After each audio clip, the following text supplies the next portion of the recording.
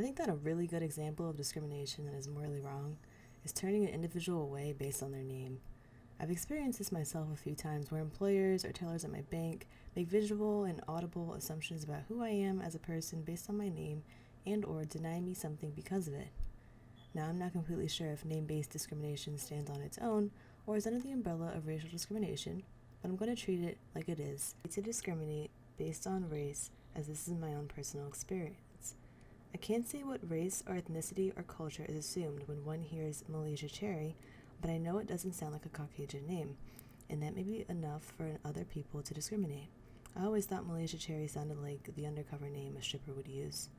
On page 478 of the Ethical Life 5th edition by Russ Shaffer-Landau, Elizabeth Anderson describes a second phase of integration called spatial integration, which occurs when members of all races are able to share public spaces on terms of equality. Anderson doesn't think that we are successful in attempting the second phase of integration here in America, and I don't either, because things like name-based discrimination exists in public spaces like jobs, schools, gyms, etc. Because humans here are born equal, that means each human being is granted respect and dignity regardless of their phenotypes, disabilities, or their name at birth, something that they likely did not choose for themselves.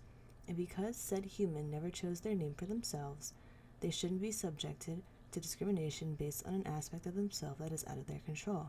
Though, under this theory, that means that just because bipolar disorder may run in someone's family, that means if they murder their sibling in an angry outburst, they shouldn't be held accountable because they carry a mental disease that they did not choose for themselves.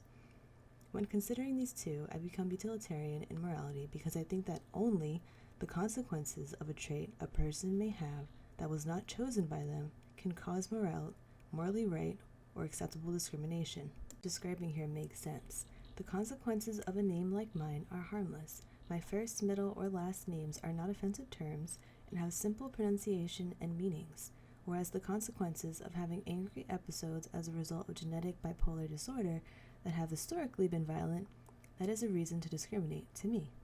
Whether to not teach a child with this kind of bipolar disorder because you don't believe you're qualified, or to not hire an employee with an arrest related to this condition, I think, again, this is warranted. I will mention that a lot of times I think that name-based discrimination is a microaggression towards a different race, and because of that, I think we still have a long way to go in Anderson's plan toward full equal integration. I think that a really simple solution to microaggression like name-based discrimination that we all know would work would be to teach students, children, respect very, very early on. Not teaching them history that they don't need to know at inappropriate ages, but just teaching them to respect other kids, be friends with other kids, and to check them immediately if they say or act in a discriminatory way that they most likely got from their parents. If it is instilled in people, especially people that are of higher social, economic, racial, etc. statuses, we can decrease the number of people that discriminate in this country. And I think it's really as easy as that.